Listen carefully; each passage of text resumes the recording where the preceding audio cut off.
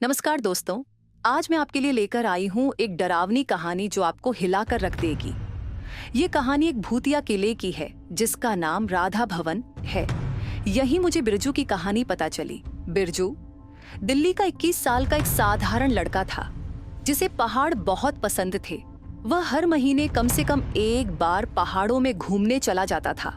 इस बार वह अपने पहाड़ी दोस्त समीर के साथ मसूरी घूमने आया था।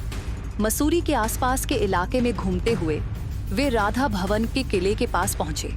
जैसे ही बिरजू की नजर इस पुरानी इमारत पर पड़ी, वह बस वहीं रुक गया और उसे देखने लगा। बिरजू ने किले के अंदर जाने की जिद की, लेकिन समीर ने उसका हाथ पकड़ लिया। समीर जो पहाड़ों में रहने वाला था, राधा भवन के बारे में कुछ ऐसी बातें जानता था जो बिरजू को नहीं पता थी। समीर ने सुना था कि राधा भवन कोई साधारण किला नहीं है, बल्कि एक भूतिया किला है। बिरजू को भूत प्रेत जैसी चीजों में विश्वास नहीं था और उसने समीर की बातों का मजाक उड़ाया।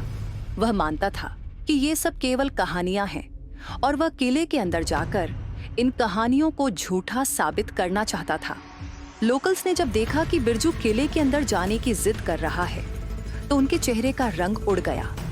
उन्होंने बताया कि राधा भवन की एक दुखद कहानी है। 1770 में बने इस किले का इतिहास बहुत अजीब है। ऐसा माना जाता है कि कोलकाता का एक राजा जब मसूरी आया तो उसे यहाँ की वादियों से इतना प्यार हो गया कि उसने इस प्यार की निशानी के रूप में यह किला बनवाया और इसका नाम राधा भवन रखा। राजा को किले से इतनी अटैचमेंट हो गई कि वह कोलकाता वापस ही नहीं गया और यहीं बस गया। राजा के मरने के कई सालों बाद अफगानिस्तान का एक सुल्तान आमिर याकूब खान जब इस किले में पहुंचा तो उसे भी इस किले से मोहब्बत हो गई। लेकिन ब्रिटिशर्स ने सुल्तान पर नजर रखी थी और अंत में उसे उसी किले की एक काल कोठरी में बंदी बना दिया, जहां उसकी मौत हो गई। कहते हैं कि सुल्तान की आत्मा किले में आज भी रहती है और उसे किले में किसी और का होना पसंद नहीं है। कई लोग जिन्होंने किले में प्रवेश किया, उनमें से बहुत से पागल हो गए या फिर कभी वापस नहीं लौटे।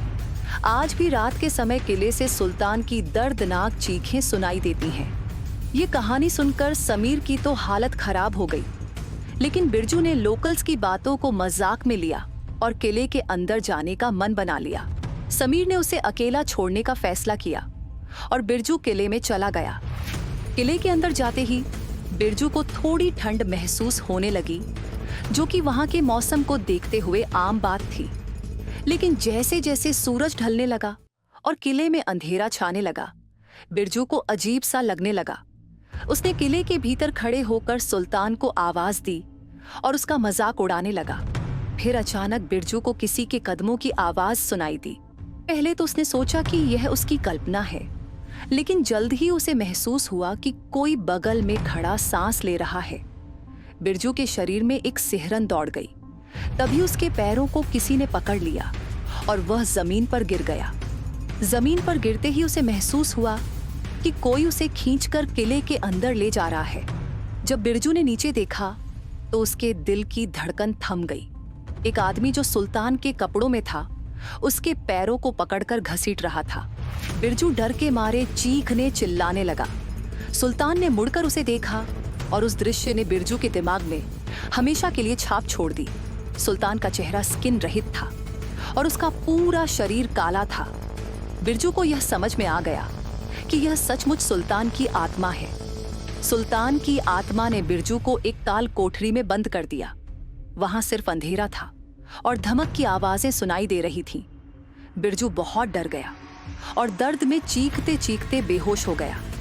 जब उसकी आंखें खुली तो उसने पाया कि वह अपनी गाड़ी की सीट पर लेटा हुआ है और समीर उसके पास बैठा है। समीर ने बताया कि उसने बिरजू को अकेला छोड़ने के बाद उसकी चिंता में किले में वापस जाकर उसे ढूंढा और बिरजू बेहोश पड़ा मिला था।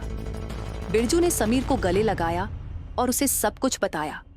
इसके बाद बिरजू ने कभी मसूरी की ओर रुख नहीं किया, लेकिन तब से उसकी मानसिक हालत खराब होती चली गई और वह पागल हो गया। समीर को आज भी राधा भवन के बुरे सपने आते हैं। इस कहानी ने मुझे और मेरे पूरे क्रू को हिलाकर रख दिया। बिरजू ने उस किले में रहने वाली आत्माओं का मजाक उड़ाया और इसका अंजाम सबके सामने है। और अगर आपको यह वीडियो पसंद आई हो तो हमारे चैनल को सब्सक्राइब करना न भूलें।